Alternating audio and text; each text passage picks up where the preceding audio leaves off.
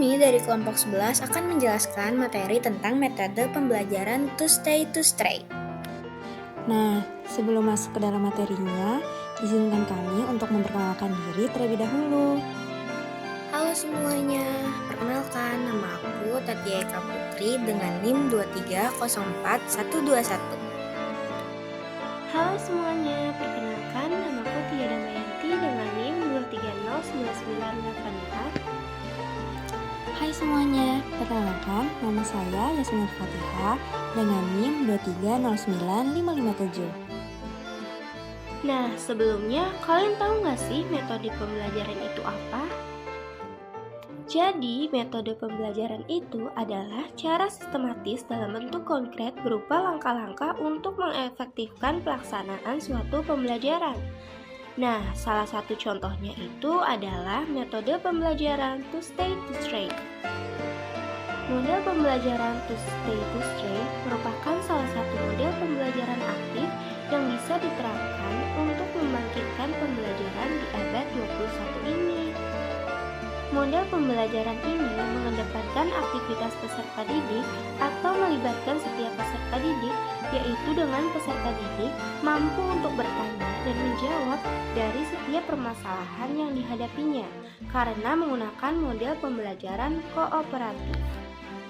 Model pembelajaran to stay to stray atau TSTS yang berarti dua tinggal, dua tamu dikembangkan oleh Spencer Kagan pada tahun 1992 dan biasa digunakan bersama dengan model kepala bernomor atau yang disebut juga dengan numbered heads.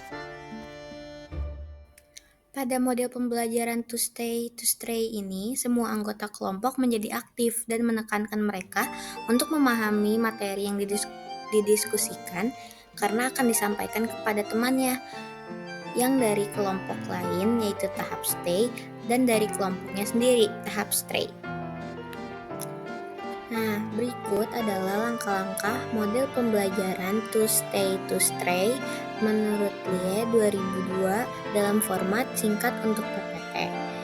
Langkah pertama yaitu bentuk kelompok menggunakan teknik undian. Lalu, setelah terbentuknya kelompok, beri nama kelompok tersebut sesuai tema pembelajaran yang akan disampaikan pada hari ini. Lalu setelah itu, pilih ketua dan sekretaris kelompok, bisa laki-laki dan perempuan, tergantung peserta yang terdapat di dalam kelompok tersebut.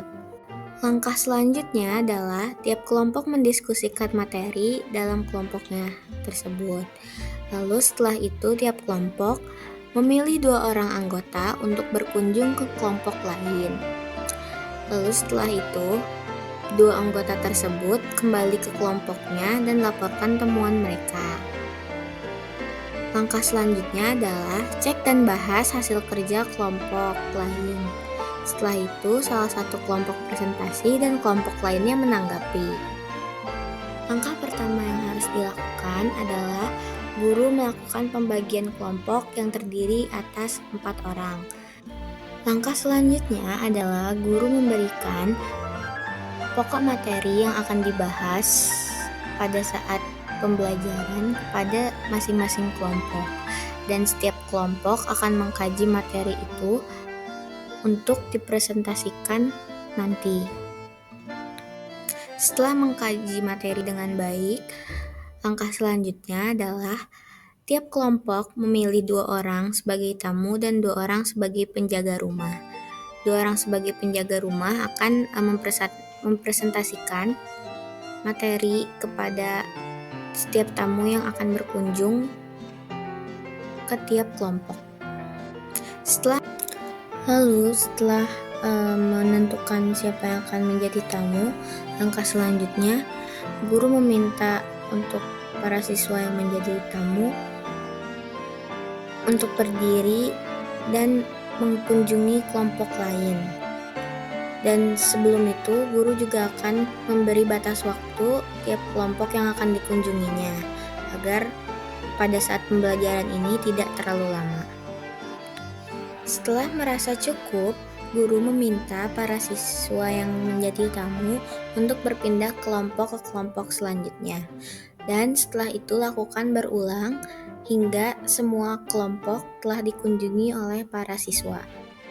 Setelah para siswa selesai mengunjungi tiap kelompok, guru dapat meminta para siswa untuk kembali ke dalam kelompoknya masing-masing dan mempresentasikan apa yang mereka dapat dari setiap kelompok. Setelah kembali ke kelompok masing-masing, para siswa akan mendiskusikan apa yang para tamu dapatkan dari hasil berkunjung ke kelompok lain. Setelah itu, guru bisa memberikan evaluasi berupa pertanyaan kepada para siswa ataupun bisa para siswa mempresentasikan apa yang mereka dapatkan dari kelompok lain. Dengan mengimplementasikan teknik ini, guru dapat menciptakan lingkungan belajar yang lebih dinamis dan kolaboratif, di mana siswa lebih aktif terlibat dalam proses pembelajaran dan mampu mengaplikasikan pengetahuan mereka secara lebih luas.